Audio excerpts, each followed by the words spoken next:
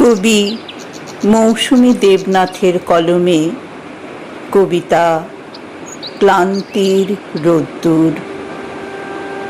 কণ্ঠে আমি পারমিতা।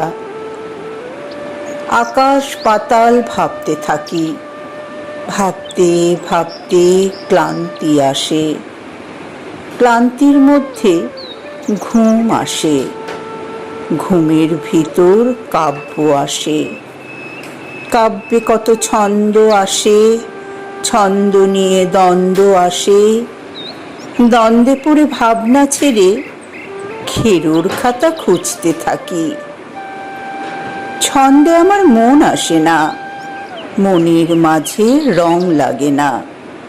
রঙের দোলায় দুলতে গিয়ে রঙের ফাগুন হাওয়ায় লাগে, সেই ফাগুনে আগুন জাগে, প্রেমের আগুন জ্বলতে থাকে, মনের মাঝে জল ঢালে না। পথিক তুমি পথ ছেড়ো না, চলার পথের হিসেব রেখো না। পায়ে পায়ে রেখে যেও পদচিহ্নের শেষ রেখা।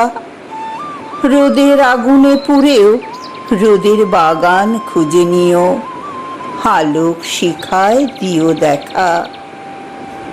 চলার পথে চিনে নিও আলো আধারের গিট, মুখোশ টেনে খুলতে যেও না, ভালো মন্দের বিচার করো না। মন্দ কথায় কান দিও না, কথায় কথায় না বলো না। নায়ের মাঝে ইতিবাচক বাক্যগুলো গুলিয়ে ফেলো না। চলতে চলতে থেমে গেলে হারিয়ে যেও না। চলতে চলতে থেমে গেলে হারিয়ে যেও না।